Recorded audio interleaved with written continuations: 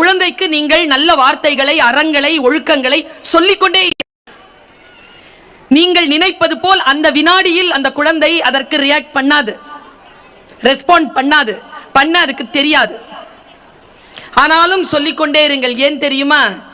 உங்களுக்கு முன்னால் அவர்கள் அதை பின்பற்றுகிறார்களோ இல்லையோ, வாழ்க்கை சில சவால்களை கொண்டு வந்து அவர்களுக்கு முன்னால் வீசுகின்ற பொழுது அதை சந்திக்கக்கூடிய பேராற்றலை நீங்கள் கற்றுக் கொடுத்த அந்த அறம் அவர்கள் தரும் என்பதனால் நீங்கள் அந்த குழந்தைகளுக்கு நல்ல வார்த்தைகளை சொல்லிக்கொண்டே இருங்கள். சமீபத்தில் நான் ஒரு ஊருக்கு போயிருந்தேன், வெளிநாடு. அந்த குழந்தை ஒரு 6 மாசம் குழந்தை, அது சாப்பிட மாட்டேங்குது. இந்த ஸ்வீட் பொட்டேட்டோன்னு ஏதோ ஒன்று, அதை நாம் சக்கரவள்ளி கிழங்குன்னு சொல்லுவோம். அதை நசிச்சு அந்த குழந்தைக்கு ஊட்டுறாங்க. அந்த குழந்தை துப்புது. அந்த தாய்க்கு ஒரு 23லேருந்து 24, 25 வயசு. அந்த பொண்ணு சொல்லிச்சு, ஏன் நானே பாடுறேனே அப்படின்னுச்சு. அந்த பொண்ணு பாடுச்சு. அந்த குழந்தை சிரிச்சுது, அம்மாவை பார்த்து சிரிச்சுது. அதுக்கப்புறமா அது சிரித்த உடனே இது சோறு சாப்பிடுது. மறுபடியும் சோறை துப்பும் போது அந்த அம்மா அந்த பாட்டை பாடுது. அந்த குழந்தை சிரிக்குது, சாப்பிடுது. என்ன பாட்டுன்னு நினைக்கிறீங்க? காத்து மேலே, காத்து கீழே, காத்து ரைட்டில், காத்து சைடில், காத்து மேலே காற்று அடிக்குது, காற்று கொஞ்சம் நாத்தடிக்குது, குழந்தை சிரிக்குது. அந்த குழந்தை உங்ககிட்ட கேட்டுச்சா அந்த பாட்டு பாடுன்னு? பாடுறது யாரு? நாம பாட்டு உள்ள கெட்டு போயிடுச்சின்றோம். ஏதோ ஒரு வகையில் நம்முடைய அப்ரோச், நம்முடைய சிறிய அசைவு அந்த குழந்தையின் அறத்தை, ஒழுக்கத்தை, வாழ்க்கையை பாதிக்கிறது என்கின்ற பொறுப்பை மட்டும் பெற்றோர்கள் புரிந்து கொண்டால் போதும். வாழ்க்கையில் நான் என்ன நினைக்கிறேனோ என் நினைவை விட அதிகமான உயரங்களை என் குழந்தை அடைவான். உங்க குழந்தை மாதிரி பேசட்டும். நான் யாரையும் போல் பேசுவதில்லையே, நான் என்னை போல் பேசுவதனால் தானே உங்கள் வரைக்கும் வந்து சேர்ந்திருக்கிறேன். அவரவர்களுக்கு என்று ஒரு ஆற்றல் உண்டு. என் தந்தை சொன்ன அந்த பாட்டு என்ன தெரியுமா? எனக்கு தொண்டை கொஞ்சம் கட்டி இருக்கு, இருந்தாலும் ஒன்றும் பாட முடியாது, என்னால் பாடெல்லாம் பாட தெரியாது எனக்கு. நம்ம நாட்டில் திரையரங்கங்கள் இருக்குல்ல, அவங்க வெளிச்சத்துல இருந்து நம்மளை இருட்டில் வச்சிருப்பாங்க. அப்படி ஒருபோதும் செய்யாதீர்கள். Very good. யாரை நாம் பார்க்கின்றோமோ, யாரிடத்தில் கருத்து சொல்லப்படுகிறதோ அவர்கள் வெளிச்சமுடையவர்களாக முதல்ல இருக்கணும். அது ரொம்ப முக்கியம் என்கிறேன் நான். என்னுடைய தகப்பனார் எனக்கு சொன்ன பாட்டு நான் இதுவரை நினைச்சுங்க உடம்பெல்லாம் பதறுதுங்க. ஒரு தாய், ஒரு தந்தை சொல் ஒரு குழந்தைக்கு இந்த அளவிற்கு பாதிப்பை ஏற்படுத்துமா? ஏற்படுத்தும். முதல்ல நமக்கு அது புரியணுமே. புரிந்தா ரொம்ப அலர்ட் ஆயிடுவோம். அப்பா பாடின பாட்டு என்ன தெரியுமா? உங்களுக்கு எல்லாருக்கும் தெரியுதான்னு தெரியல. அது ஒரு உருது பாட்டு, ஹிந்தி பாட்டு, பழைய பாட்டு. எஹலோ தால் மிலே நதி கே ஜல் மே, நதி மிலே சாகர் மே, சாகர் மிலே கவுன் சே ஜல் மே கோயி ஜானே நான்னு ஒரு பாட்டு. இப்ப நினைச்சால எனக்கு உள்ளம் பதறுது, என்னுடைய நிலம் அதிருது. ஹெலோ தால் மிலே நதி கே ஜல் மே, நதி மிலே சாகர் மே, சாகர் மிலே கவுன் சே ஜல் மே கோயி ஜானே நா. அப்பா தாளாட்டிட்டே இருப்பார், நாங்க தூங்குவோம். ஆனா நான் மட்டும் கேட்பேன், என்னமோ பாடுறாரேன்னு கேட்பேன். சொல் உள்ள போயிடுச்சு. என்ன அர்த்தம் தெரியுமா? இந்த காத்து மேல காத்து கீழே அது இல்லை. குழந்தைக்கு புரியவில்லை என்றாலும் நல்ல சொற்களை குழந்தைகளிடத்தில் சொல்லுங்கள் என்று சொல்ல வந்திருக்கிறேன் நான். தாளத்தோடு நதி சேர்கிறது, நதி கடலை சேர்கிறது. கடல் எங்கே சேர்கிறது யாருக்கு தெரியும்? இது முதல் பாட்டு, பாட்டினுடைய முதல் வரி. இரண்டாவது வரி சொல்றார், सूरज को धरती तर से, धरती को चंद्रमा, धरती को चंद्रमा. என்ன அர்த்தம் தெரியுமா? பூமி சூரியன் தக்கிறதாம், நிலா பூமிக்கு தவிக்கிறதாம். பாருங்களேன், எனக்கு குரலே இல்லை, எனக்கு பாட்டே தெரியாது. ஆனால் ஏன் தெரியுமா பாடுறேன்? நான் ஒரு அம்மா, நான் ஒரு டீச்சர். இந்த 2 பேருக்கும் குரல்லாம் அவசியம் இல்லை. என்ன நினைக்கிறோமோ அதை குழந்தைக்கு சொல்லலாம். அது குழந்தைக்கு ரொம்ப அழகாக போய் பதியும். என்ன அர்த்தம் தெரியுமா? சூரியன் பூமிக்கு தவிக்கிறது, பூமிக்கு நிலா தவிக்கிறது. அது இல்லைங்க மேட்டர். நான் இந்த வயதில் பதறுகின்ற சொல்லை என் தகப்பன் என்ன சொன்னார் தெரியுமா? पानी में सीप जैसी प्यासी हर आत्मा बूंद छिपे किस बादल में कोई जाने ना. என்ன அர்த்தம் தெரியுமா? நான் இப்போ இந்த அர்த்தத்தை சொன்னேன்னு வச்சுக்கோங்க, இன்றைய இரவு உங்களுடைய தூக்கம் உங்களிடத்தில் இருக்காது. நீங்கள் புரண்டு புரண்டு படுத்தபடி இருப்பீர்கள். என்ன அர்த்தம் சொல்றேன் பாருங்க. கடல் நிறைய தண்ணீர் இருக்கிறது, அதற்குள் சிப்பி ஒன்று இருக்கிறது. அது தாகத்தோடு வாய் திறந்து திறந்து மூடுகிறது, ஆத்மாக்களை போல. அந்த தாகத்தை, அந்த சிப்பியின் தாகத்தை தீர்க்கக்கூடிய அந்த துளி அந்த கடலில் இல்லை. அது எங்கே இருக்கிறது தெரியுமா? வானத்தில் இருக்கும் மேகத்தில் எங்கோ மறைந்திருக்கிறது. எப்பொழுது வானத்தில் இருக்கும் அந்த துளி அந்த சிப்பியை தேடி வந்து சேருமோ, வாய் திறந்த அந்த சிப்பிக்குள் அந்த துளி செல்லுகின்ற பொழுது அந்த துளி முத்தாக மாறுகிறது. என்ன தெரியுமா? தாகத்தோடு இருக்கிறோம் சொல்தான் சொல்லக்கூடிய ஒரு அறச்சொல் அந்த குழந்தைக்கு அறமாக உள்ளே வந்து பதிகின்ற பொழுது அது முத்தாக மாறுகிறது.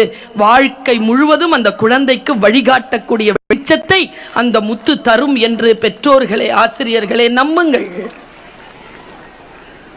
டீச்சர்ஸ்க்கும் சொல்றேன், பெற்றோர்களுக்கும் சொல்றேன், குழந்தைகளுக்கு எதிராக எந்த அவச்சொல்லையும், அவதூறு சொல்லையும், ஒப்பீட்டு சொல்லையும், வசை சொல்லையும் பயன்படுத்தாதீர்கள்.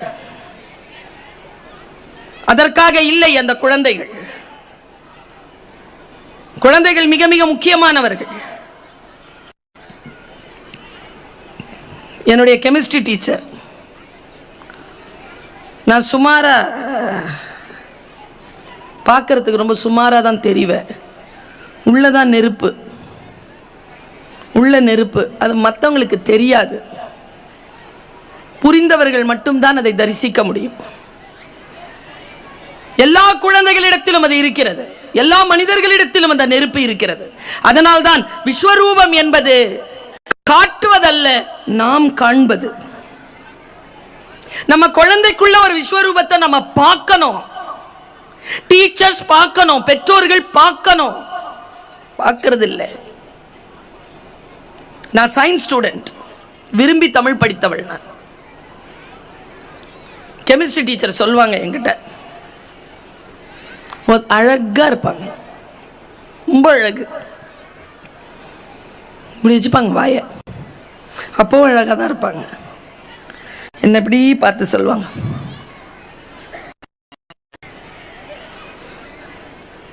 ஹோப்லெஸ். அப்படின்னா என்ன அர்த்தம்? உட்பட மாட்டேன். நான் வாங்கி வச்சுக்கிட்டேன் வார்த்தையை.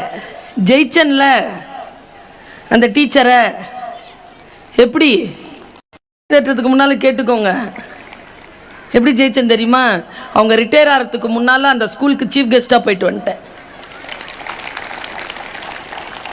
அப்படிதான் ஜெயிக்கணும். திருப்பி திட்டுறதில்லை, நீ யார் என்று காட்டு. விஷயத்தை சொல்லிக்கொள்ள விரும்புகிறேன். இது வரைக்கும் குழந்தைகள் ஜாலியாக இருந்துச்சுங்கல்ல, இப்போ என் மேலே கோவப்படுங்க பாருங்க. குழந்தைகளை பற்றி பெற்றோர்கள் ஒரு விஷயத்தை தெரிஞ்சுக்கணும். என் புள்ள பொய்யே சொல்லாது, சூப்பராக சொல்லும். 4 பேரோட சேர்ந்து தான் என் புள்ள நாசமா போகுது. நானும் 25 வருஷமா தேடுறேன் அந்த நாளை. இந்த 4 பேருக்கு லீடரே இதுதான். நீங்க பாட்ஷா படம் பார்த்தீங்களா? ரஜினி சார் அதில் சூப்பராக நடிச்சிருப்பார். ஒரு கேபினில் போய் ஒருத்தர்கிட்ட பேசுவார். என் பேர் மாணிக்கம், எனக்கு இன்னொரு பேர் இருக்கு, பாட்ஷா. பாட்ஷா, உங்கள் பிள்ளைக்கும் 2 பேர் இருக்குது, இந்த ரெண்டாவது பேர் டீச்சர்ஸ்க்கு தான் தெரியும். அவங்க சொன்னா நம்புங்க. அவங்க ஏதாவது உங்க பிள்ளைய பத்தி சொன்னா பிள்ளைக்கு முன்னால சொல்ல மாட்டாங்க. பிள்ளைக்கு முன்னால சொல்லாதீங்க, பெற்றோர்கள்கிட்ட பேசுங்க. மேடம் இந்த இந்த விஷயங்கள்ல இந்த இந்த லேகிங் இருக்கு, நீங்க கொஞ்சம் பார்த்துக்கோ சொன்னால் நீங்களும் ஆசிரியர்களும் சேர்ந்துதான் அந்த அடுத்த கட்டத்திற்கு எடுத்து செல்ல போகிறீர்கள். நான் ஒரு விஷயத்தை சொல்லித்தரேன் குழந்தைகளுக்கு. இந்த நாமக்கல் மாவட்டம் தானே இது, கல்வியிலே மிகப்பெரிய 100% அப்படின்ற ஒரு ப்ரொடக்ஷன் கொடுக்கிற ஒரு பகுதி தானே. இங்க வந்து நான் இந்த தைரியமா இந்த விஷயத்தை சொல்றேன். 98 என்ன பண்ண போற, வாங்கி என்ன பண்ண போறோம் சொல்லட்டுமா?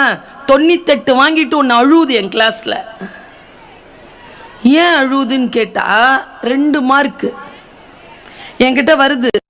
மிஸ் இந்த 7 மார்க்ஸ் கொஸ்டினுக்கு நீங்கள் 5 மார்க்ஸ் தான் மிஸ் போட்டிருக்கீங்க, போட்டுக்கோ 2 மார்க்க. தப்பா எழுதுனு தானே குறைச்சிருக்கிறேன். இன்னொன்று கேன்னு சிரிச்சிட்டு இருக்குது. 2 மார்க் அது அதுக்கிட்ட பேசுது. 98 கிட்ட 2 பேசுது. ஏன் அழுவுற? எங்கள் அப்பா 2 மார்க் எங்கன்னு கேட்டு அடிப்பாரிச்சு லூஸ், அது என்கிட்ட இருக்குன்னு சொல்லு. இதுக்கு 98 வாங்கிட்டு அழக்கூடாதுன்னு தெரில, இதுக்கு 2 வாங்கிட்டு சிரிக்கக்கூடாதுன்னு தெரில. நான் ஜெயிக்கிற வித்தையை சொல்லித்தரேன், உங்கள் குழந்தைக்கு சொல்லிக் கொடுங்க. மிரளவே மிரளாதீங்க. ஃபர்ஸ்ட் மார்க் வாங்குறவங்கள பார்த்து மிரளாதீங்க. நான் மிரளவே இல்லை. இன்னைக்கு ஃபர்ஸ்ட் மார்க் வாங்கினா என் கிளாஸ்ல இருந்த ஃபர்ஸ்ட் மார்க் வாங்குற பொண்ணு எங்க இருக்கிறானே தெரில. நான் 10வது ரேங்க் தான். நான் எங்க இருக்கிறேன்னு ஃபர்ஸ்ட் பொண்ணுக்கு தெரியும். சைன் பண்ண கத்து கொடுங்கப்பா. நீங்க நினைப்பதை விட உங்கள் குழந்தை புத்திசாலியாக இருக்கிறான். மிக நல்ல பள்ளிக்கூடத்தில் சேர்த்து இருக்கிறீர்கள். என்ன கவலை உங்களுக்கு? கெடுக்காமல் இருங்கள். ரொம்ப அழகா சொல்லித்தரேன். நான் பழி சொல்வதற்காகவோ குறை சொல்வதற்காக வரவில்லை. நான் ஒரு தாயாகவும் இருந்திருக்கிறேன், ஒரு பெற்றோராகவும் இருந்திருக்கிறேன். என்ன செலிபிரிட்டி, நீ எவ்வளவு பெரிய ஆளா இருந்த ஸ்கூலுக்கு வெளியில தான், என் பிள்ளை படிக்கிற ஸ்கூலுக்கு வெளியில தான், என் பையன் படிக்கிற ஸ்கூலுக்குள்ள நான் போயிட்டேன்னா ஐ எம் அ பேரண்ட். கம்முன்னு உட்காந்துருப்பேன். என்ன சொல்றாங்களோ கேட்பேன். நான் அடிப்படையில் ஒரு ரகசியத்தை நீங்கள் தெரிந்து கொள்ள வேண்டும். அன்பாக இருப்பதும் அறிவாக இருப்பதும் மிக மிக முக்கியம். குழந்தை வளர அன்பு என்கின்றதற்கான அடுத்த பக்கம் அறிவு. அறிவுடனான அன்புதான் அந்த குழந்தைகளை அடுத்த கட்டத்திற்கு எடுத்து செல்லும். நான் 2 விஷயத்தை உங்களுக்கு சொல்றேன். பெற்றோர்களுக்கும் ஆசிரியர்களுக்கும் சில கிளாரிட்டி வந்துருச்சுனாலே போதும், குழந்தைகள் பாதிக்கப்பட மாட்டார்கள். எத்தனை பேருக்கு இருக்கு இந்த கிளாரிட்டி? நமக்கு பெற்றோர்னு பேரா இல்லையா? ஏன் பெற்றோர்னு பேரு? தந்தோர் தானே நம்ம குழந்தைய. இல்லை, இறைவனின் பெருங்கருணையாலும் இயற்கையின் பேராற்றலாலும் குழந்தை என்கின்ற வரத்தை பெற்றவர்கள் நாம். பெற்றோர்னு பேர் நமக்கு. அந்த கிராட்டிடியூடோட தான் குழந்தையை நம்ம பார்க்கணும். குழந்தைகளை சந்திக்கின்ற பொழுது வெறும் அறிவுரைகளால் குழந்தைகள் ஒருபோதும் அடுத்த கட்டத்திற்கு போகாது. நம்மை பார்த்துதான் குழந்தைகள் வளர்கிறார்கள். நம் சொல் பேச்சை கேட்டு வருவதே இல்லை. நீ ஒழுங்கா படிடா, அது படிச்சிருமா? பேரண்டிங்ன்றது என்னது? நாம இருந்தோமே ஜெனரேஷன் எக்ஸ், பிறந்தவர்கள். அதுக்கு பிறகு இருக்காங்களே மில்லேனியல்ஸ், அவங்க வேற, ஜெனரேஷன் எக்ஸ் வேற. 2010 இருந்து 2025 ஜெனரேஷன் ஆல்பா, அவங்க வேற, இவங்க வேற, அவங்க வேற. 10 நாளைக்கு முன்னால பிறந்து இருக்குது ஜெனரேஷன் பீட்டா. ஒன்ன தின்னுடும். உங்களெல்லாம் பார்க்க என்னையும் சேர்த்து தெரியுமா? நாம தான் பெரியவங்க பேச்ச கேட்ட கடைசி தலைமுறை. கைத்தட்டியவர்கள் எல்லாம் பாதிக்கப்பட்டவர்கள். குழந்தைகளினுடைய பேச்சை கேட்க தொடங்கி இருக்கும் முதல் பரம்பரை, முதல் தலைமுறை. எங்க அம்மா எல்லாம் கோமா இருந்தாங்க, நான் கிட்டையே போக முடியாதுங்க. அவங்க அழுதாங்கன்னா இங்க பதறுதுங்க, இன்னும் பதறுதுங்க. எனக்கு கிட்ட போக மாட்டேன்னு. எங்க அம்மா கண்ணில் தண்ணி இருந்துச்சுன்னா சீரி பாஞ்சி கடிச்சிருவாங்களோன்னு பயம். உனக்கு என்ன போ அப்படிம்பாங்க. ஏன் அழுகுறலாம் கேட்க முடியாது. கண்ணீர் தண்ணீரை வரைக்கும் பார்த்துட்டே இருக்கணும். இப்படி நடுங்கி உட்காந்துருப்பேன். எனக்கு அழுகழுகியா வரும். இப்போ கூட எங்கள் அம்மா அழுதா எனக்கு அழுக வரும். நான் ஏதோ எங்கள் அப்பா நினச்சிட்டு அழுதுட்டு இருக்கேன். என் பையன் வந்து கேட்குறான், வாட் ஹேப்பன்? நல்லா தானே இருந்தார் நேற்று, என்ன சொல்ல மாட்டேன். ஓ, இப்படியா வளர்ந்தது குழந்தைகள்? அந்த குழந்தைகள் நம்மை மிரட்டுகின்ற பொழுது நாம் மிரள்கிறோம். நல்ல ஆளுமையான பெற்றோர்கள் ஆசிரியர்களை காட்டிலும் பேரன்பாவும் பெரும் கருணையாகவும் பெரும் கண்டிப்புடனும் இருக்கிறார்கள் என்று ஆய்வாளர்கள் சொல்கிறார்கள்.